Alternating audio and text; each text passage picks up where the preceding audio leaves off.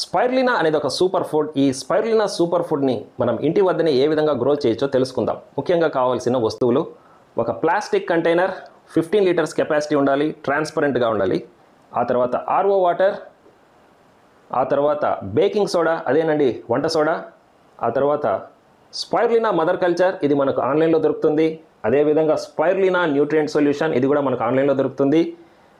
ఆ తర్వాత spirulina కల్చర్ను filter చేయడానికి కావలసిన nylon cloth, 500 mesh nylon cloth, ఇది కూడా మనకు ఆన్లైన్లో దొరుకుతుంది. లింక్స్ నేను కామెంట్స్లో ఉంచుతాను. మరి ఈ వస్తువులు ఉపయోగించి మనం స్పైరులినాని ఏ విధంగా గ్రో చేయొచ్చో తెలుసుకుందాం. మన ఇంట్లో దొరికే ఆర్ఓ వాటర్ ఒక 5 లీటర్స్ అయితే మనం ఇందులో పోసుకోవాలన్నమాట. 50 గ్రామ్స్ వంట సోడానైతే ఇందులో మనం వేసుకోవాలి.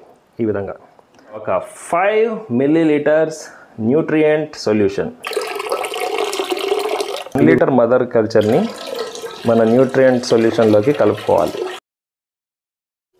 ఫ్రెండ్స్, ఈ విధంగా స్పైరులినా ఉన్న కంటైనర్ని ఒక విండో వద్ద మనం పెట్టుకోవాలి. ఇండైరెక్ట్ సన్లైట్ మాత్రం పడే విధంగా కేర్ తీసుకోవాలి. ప్రతిరోజు కదుపుతూ ఉండాలి.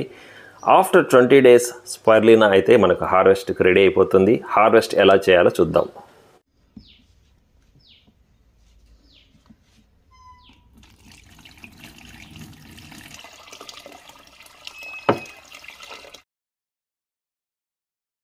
ఫ్రెండ్స్, స్పైరులినాని అయితే మనం హార్వెస్ట్ చేసేసాము.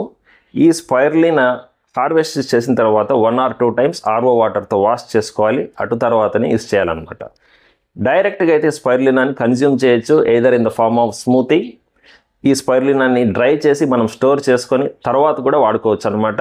మన ఇంట్లో కలర్ ఫిషెస్ ఉన్నట్లయితే వంటలకి ఫీడ్గా కూడా యూస్ చేయొచ్చు. మన ఫేస్ పైన ఫేస్ ప్యాక్ లాగా కూడా యూస్ చేసుకోవచ్చు అనమాట.